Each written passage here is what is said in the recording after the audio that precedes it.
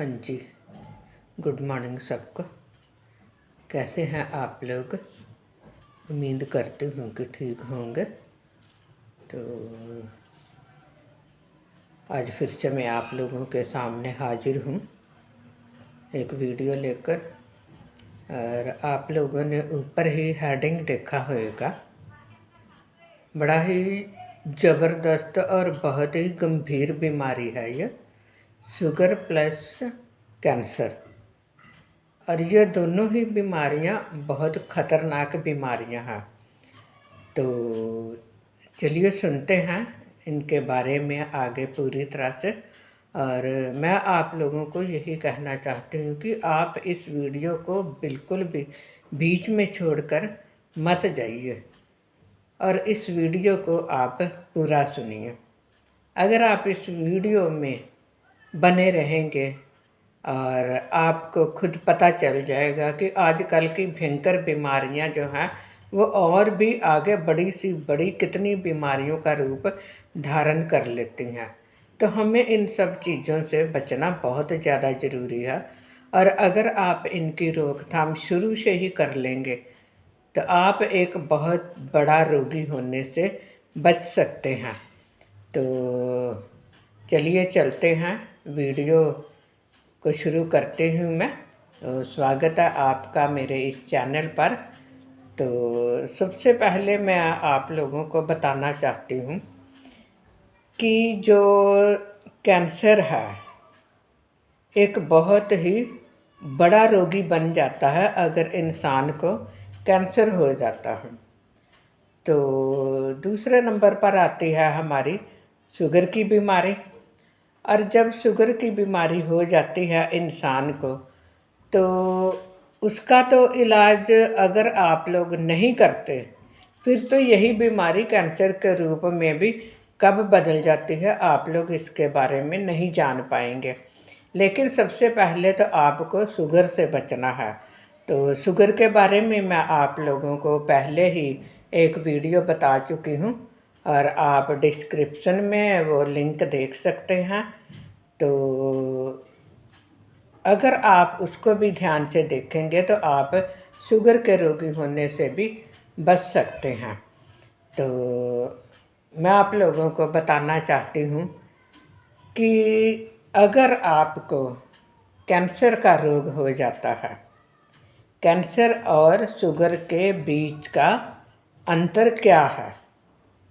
अगर तो आप शुगर की दवाई या शुगर की रोकथाम के लिए कुछ भी अपना रहे हैं तो चलो कोई ख़तरे वाली बात नहीं है, लेकिन इसके मुताबिक आप लोगों को चलना भी बहुत ज़्यादा ज़रूरी है। लेकिन अगर आप शुगर को ही कंट्रोल करने के लिए नहीं कुछ अपना रहे हैं तो यही जो शुगर है इसके द्वारा एक जख्म बन जाता है। ये भी मैं अपनी वीडियो में बता चुकी हूँ। और अगर इस जख्म को भी आप इग्नोर कर देते हैं तो यही एक कैंसर का रूप धारण कर लेता है। तो अब ये तो हो गया शुगर के बारे में। और दूसरा मैं आप लोगों को बताना चाहती हूँ कैंसर के बारे में। जो कैंसर होता है वो हमारे शरीर में एक छोटी सी गोला टाइप सा, यानी कि एक गिल्टी भी उसको बोलते हैं, वो हमारी बॉडी के किसी भी अंग में बन जाती है।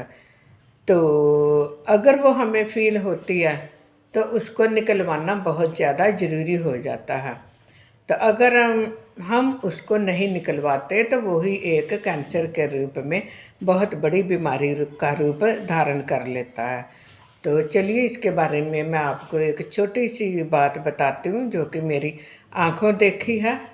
तो एक छोटा सा बच्चा था, तो वो तकरीबन कोई 5 साल का हो गया था और 5 साल के बीच में वो खेल रहा था।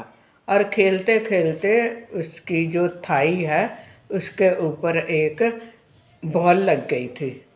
और वो बॉल जो है वो लगने की वजह से उसके थाई के ऊपर एक छोटी सी गिल्टी, एक गोला सा बन गया था।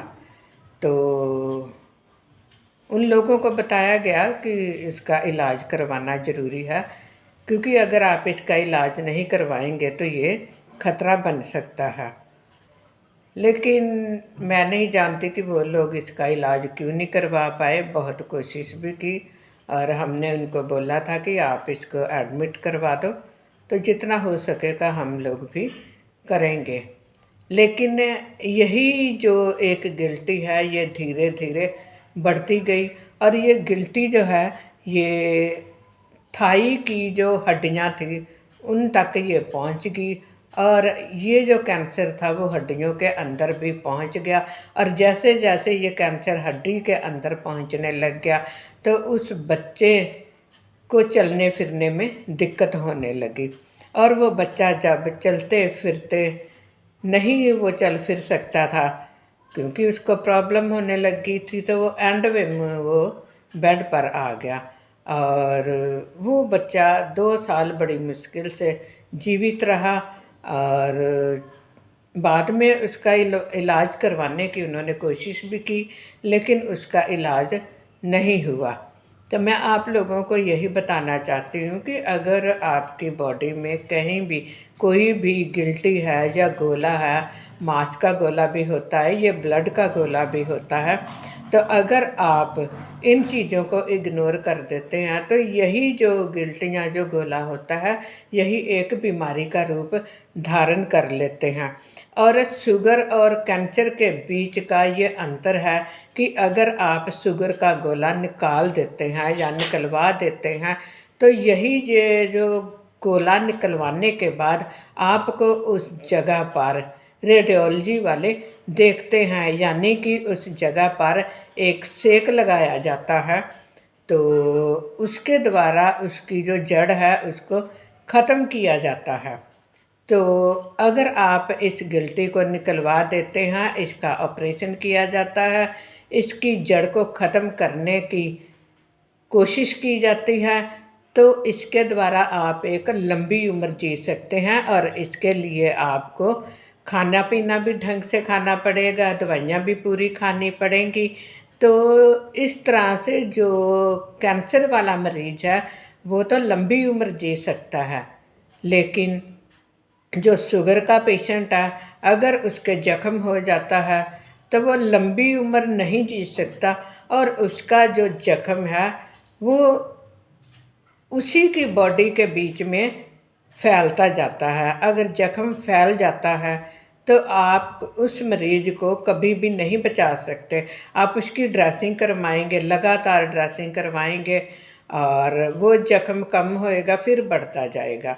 तो इसलिए मैं आप लोगों को यही कहना चाहती हूँ कि आप ज़्यादा से ज़्यादा एक बहुत बड़ा रोगी होने से बच जाइए और अपने आप को अभी से इस बात का दिमाग में ध्यान रख लीजिए कि सबसे पहले तो आपको शुगर बिल्कुल भी नहीं होनी चाहिए और अगर शुगर हो ही जाती है तो आपको इसका इलाज करवाना बहुत ज़्यादा ज़रूरी है। खाने पीने के बारे में भी मैं शुगर के बीच में जो मैंने वीडियो बनाई है उसके बीच में मैं आपको बता चुकी हूँ। और कैंसर के लिए भी मैं आप लोगों को बताना चाहती हूँ कि इसके बीच में सेमी सॉलिड डाइट और सलाद और जितनी भी लाइट डाइट है वही आपको ज़्यादा लेनी पड़ती हैं। अगर आपकी डाइट भी अच्छी है, दवाइयाँ भी आप खा रहे हैं, तो इसके बीच में आप लंबी उम्र जी सकते हैं।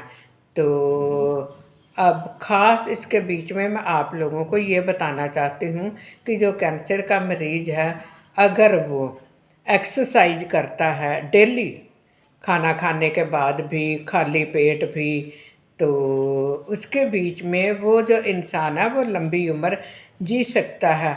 और जो कैंसर है वो हमारी बॉडी के किसी भी अंग में अगर होगा तो उसका तो आप जैसे तैसे ऑपरेशन करवा के थोड़ा लंबी उम्र जी सकते हैं। लेकिन अगर आपको गले के कैंसर के बारे में पता चल जाता है तो गले के कैंसर के लिए भी मैं आपको अगली वीडियो में बताऊंगी, तो उसके लिए भी आप तब तक बने रहिए।